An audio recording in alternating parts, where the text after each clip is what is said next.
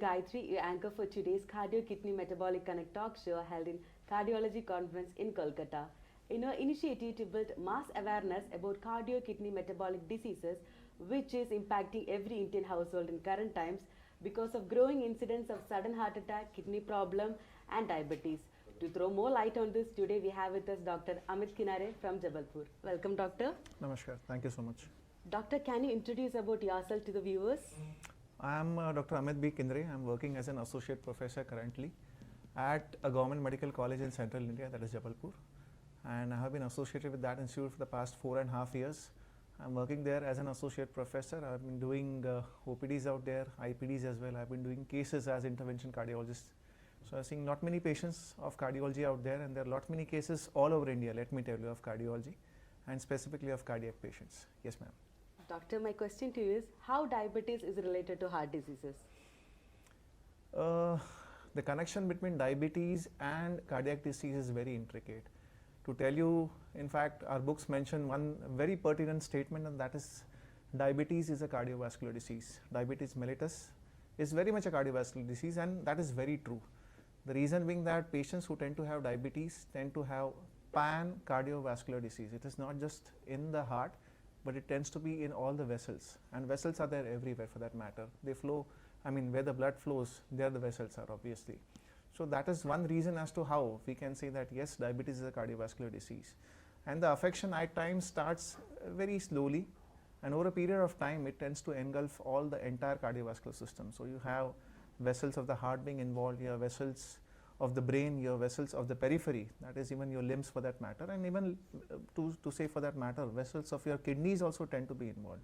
So it's a pan-vascular kind of a disease as we refer to in medicine. So that is how diabetes is basically a cardiovascular disease. Yes, ma'am.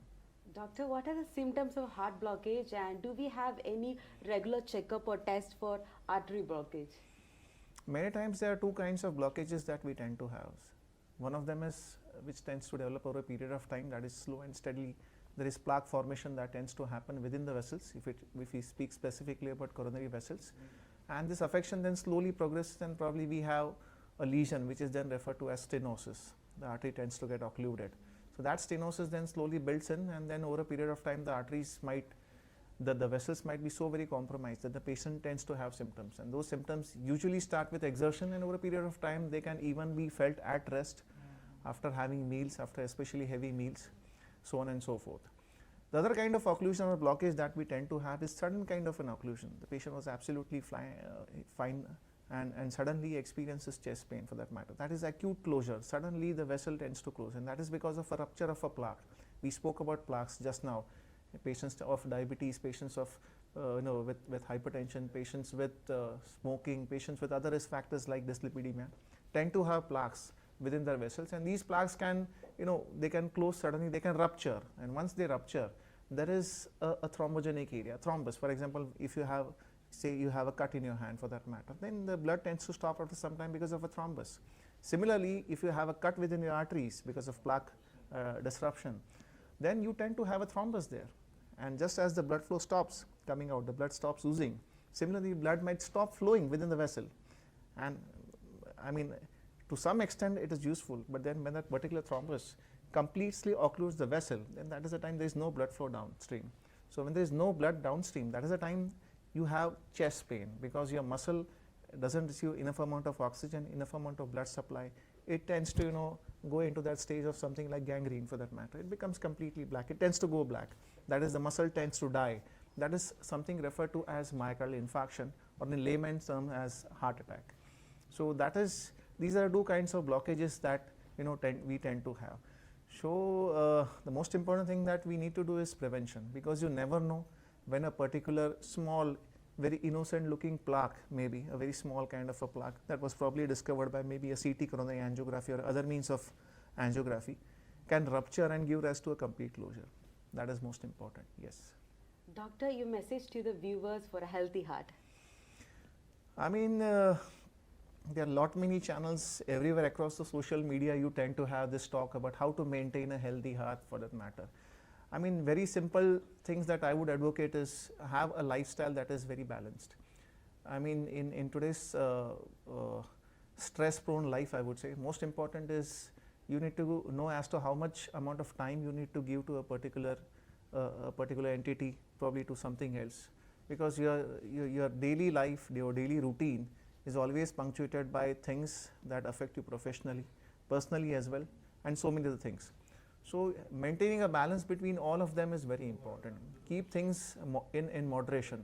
A moderate life is the best way to go. I think so moderation is the way to go about. That is a way of life. So stress, be it work, it is easier said than done, no doubt about it, but wherever it is possible, make it a point that you keep things within moderation. Okay, be it eating, as one of our very senior professors used to say, eat what you like, but not as much as you like. Okay, not you have to restrict everything. That is most important.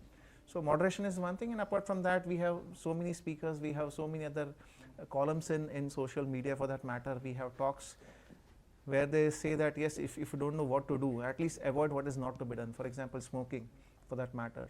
Too much consumption of other recreational drugs, maybe like alcohol as well, for that matter. All these things need to go down somewhere, because they are in the long run, these all things, this all so-called recreational drugs for that matter, or these entities are responsible for damaging your cardiovascular system. And if the heart works, everything else works. So that is most important. So simple things, keep things in moderation. If you want to enjoy, you can enjoy, but then there has to be a limit to everything. That is most important. Be it work as well, for that matter. Don't be a workaholic. Okay, limit your hours. At times you might have working hours which tend to extend over a period of time, but then you need to limit it. There has to be compensation for the same as well. Yes.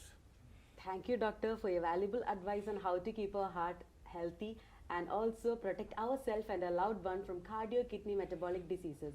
For more such information, log on to Cardio Kidney Metabolic Connect and Dil Se Dil Tak Healthy Heart Talk Show on Facebook, Instagram, YouTube, Twitter. Namaste. Thank you so much. Namaskar.